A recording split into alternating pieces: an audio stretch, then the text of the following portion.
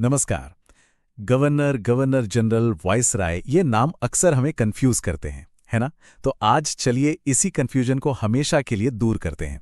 देखिए, ये सिर्फ अलग-अलग टाइटल्स नहीं थे, बल्कि ये असल में भारत में ब्रिटिश पावर के बढ़ने की पूरी कहानी बताते हैं। तो सबसे बड़ा सवाल यही है कि आखिर इनमें फर्क क्या है। ये कोई मामूली सा नाम का खेल नहीं था। असल में इससे पता चलता है कि पावर का सेंटर कैसे शिफ्ट हो रहा था। तो चलिए कहानी को एकदम शुरू से समझते हैं। इस सवाल का जवाब हमें एक तरह के टाइम ट्रैवल पे ले जाएगा।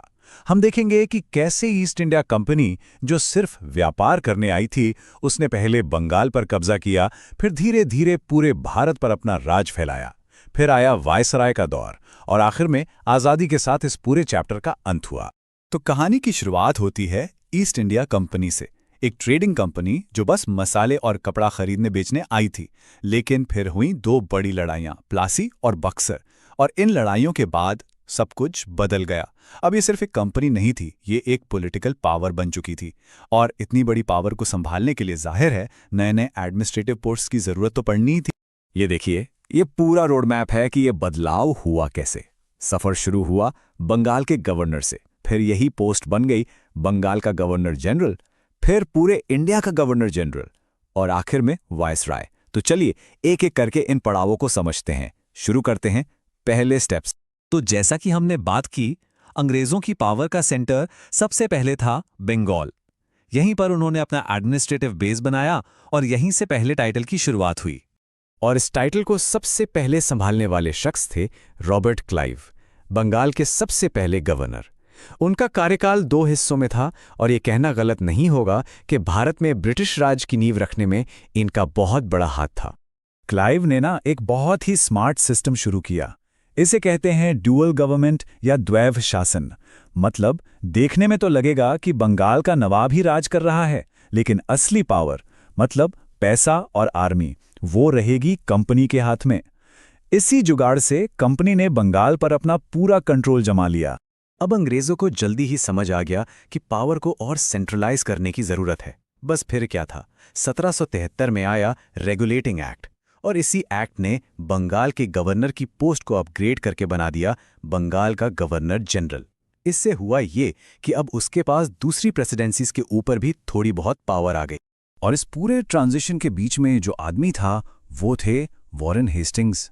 मतलब वो बंगाल के आखिरी गवर्नर थे और पहले गवर्नर जनरल बने। उन्होंने आते ही क्लाइव का वो डुअल गवर्नमेंट वाला सिस्टम खत्म किया और कलकत्ता में सुप्रीम कोर्ट की स्थापना जैसे कई बड़े रिफॉर्म्स भी की। तो चलिए अब कहानी में आगे बढ़ते हैं। अब हम उस दौर में आ गए हैं जहां अंग्रेजों का कंट्रोल सिर्फ बंगाल तक नहीं रहा, धीरे धीरे वो पूरे भारत में फैल रहे थे। और जाहिर है जब राज बढ़ रहा था तो सबसे बड़ी एडमिनिस्ट्रेटिव पोस्ट का दायरा भी बढ़ना ही था। और फिर आया साल 1833, एक और बड़ा टर्निंग पॉइंट। एक नया चार्टर एक्ट पास हुआ और बंगाल का गवर्नर जनरल अब ऑफिशियली भारत का गवर्नर जनरल बन गया। ये सिर्फ एक नाम का बदलाव नहीं था, ये एक तरह का ऐलान था कि अब कंपनी का राज पूरे हिंदुस्तान पर है। और इस नए टाइटल को संभालने वाले पहले शख्स थे लॉर्ड विलियम बेंटिक। इन्हें आज भी इनके सोशल रिफॉर्म्स के लिए याद किया जाता है, खासकर सती प्रथा को खत्म करने और ठगी प्रथा पर लगाम लगाने के लिए। बेंटिंग के बाद आए लॉर्ड डलहौजी, एक ऐसा नाम जिसने ब्रिटिश इंडिया का नक्शा ही बदल कर रख दिया। उनकी पॉलिसीज बहुत अग्रेसिव थीं और उनका एक ही मकसद था, ब्रिटिश एम्पायर को जितना हो सके उतना फैलाना।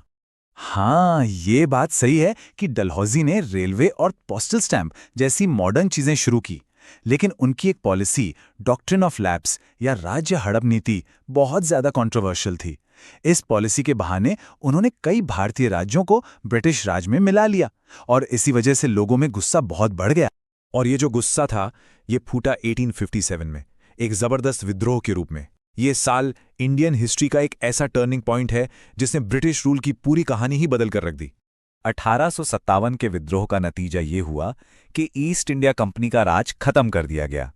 अब इंडिया पर सीधे ब्रिटिश क्राउन यानी ब्रिटेन की महारानी का शासन हो गया। और इस बड़े बदलाव के साथ एक नया टाइटल भी आया। अब गवर्नर जनरल को कहा जाने लगा वाइसरॉय।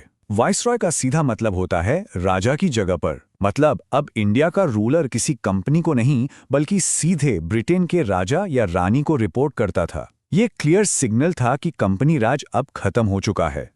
और जिस वक्त ये ऐतिहासिक बदलाव हो रहा था उस समय पावर में थे लॉर्ड कैनिंग।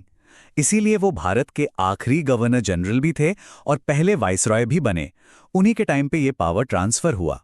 अच्छा, वाइसराय के दौर में भी पॉलिसीज में काफी उतार चढ़ाव देखने को मिले। एक बढ़िया एग्जाम्पल है लॉर्ड लिटन का, जिन्होंने इंडियन न्यूज़पेपर्स पर बैन लगाने के लिए वर्नैक्युलर प्रेस एक्ट लाया।